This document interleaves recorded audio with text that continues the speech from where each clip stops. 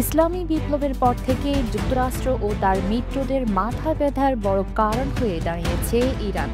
বিশেষ করে ইরানের পরমাণু কর্মসূচি ঘিরে এই উদ্বেগ পৌঁছেছে চরমে। ইরান কখনোই প্রকাশ্যে পারমাণবিক অস্ত্র তৈরির ঘোষণা দেয়নি, বরং বলেছে এই কর্মসূচি শান্তিপূর্ণ। তবুও মার্কিন প্রশাসন দেশটিকে বড় হুমকি বলে চিহ্নিত করে আসছে। 2002 সালে সাবেক মার্কিন প্রেসিডেন্ট জর্জ ডব্লিউ বুশ কংগ্রেসের বক্তৃতায় ইরানকে এক্সিস অফ এভিল বা শয়তানের অক্ষর হিসেবে উল্লেখ করেন। তারপর থেকেই ইরানের পরমাণু সক্ষমতা নিয়ে মার্কিন কূটনীতি আরও কঠোর হয়। এই নীতির ধারাবাহিকতা দেখা গেছে বারাক ওবামার প্রশাসনে, যদিও তিনি 2015 সালে জেসিপিও চুক্তি করেছিলেন। ডোনাল্ড ট্রাম্পের শাসনে যিনি চুক্তি থেকে সরে গিয়ে সর্বোচ্চ চাপ নীতি গ্রহণ করেন এবং জো বাইডেনের আমলেও যিনি চুক্তিতে ফিরে আসার ইচ্ছা প্রকাশ করলেও তেমন অগ্রগতি হয়নি।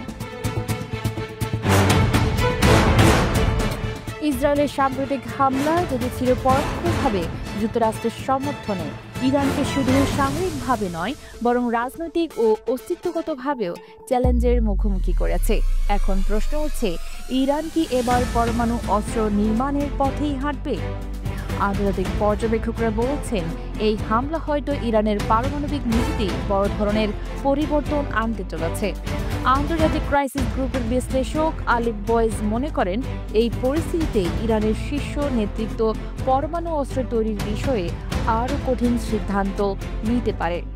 রয়্যাল ইউনাইটেড সার্ভিস ইনস্টিটিউটের গবেষক মাইকেল স্টিভেন্স বলেন, ইরান এখন ডু অর ডাই পরিস্থিতিতে, হয় পরমাণু চুক্তিতে ফেরত যাবে, নয়তো ইসরায়েলের আরও আক্রমণের মুখে পড়বে।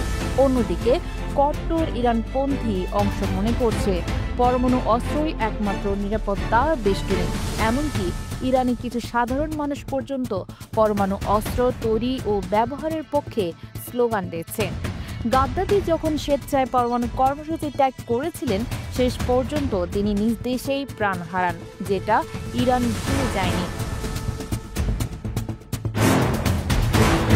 এখন প্রশ্ন হচ্ছে, ইরান যদি সত্যি পারমাণবিক অস্ত্র নির্মাণের ঘোষণা দেয়, তবে কি ইসরায়েল পাল্টা পারমাণবিক হামলা চালাতে পারে? বিশেষজ্ঞরা বলছেন, এই প্রশ্নের সহজ উত্তর নেই। তবে এটা নিশ্চিত, সময় যত এগোচ্ছে মধ্যপ্রাচ্যের পরিস্থিতি ততই অস্থির, জটিল এবং অপ্রত্যাশিত হয়ে উঠছে। ইসরায়েলের এই হামলা শুধু সামরিক নয়, রাজনৈতিক ও কূটনৈতিক সব ওয়েব তৈরি করেছে। ইরান এখন হয় চুক্তির পথে ফিরবে, নয়তো নতুন এক শীতল যুদ্ধের দ্বার খুলে দেবে। বিশ্ব এখন দম বন্ধ করে তাকিয়ে আছে তেহরানের পরবর্তী ঘোষণার দিকে।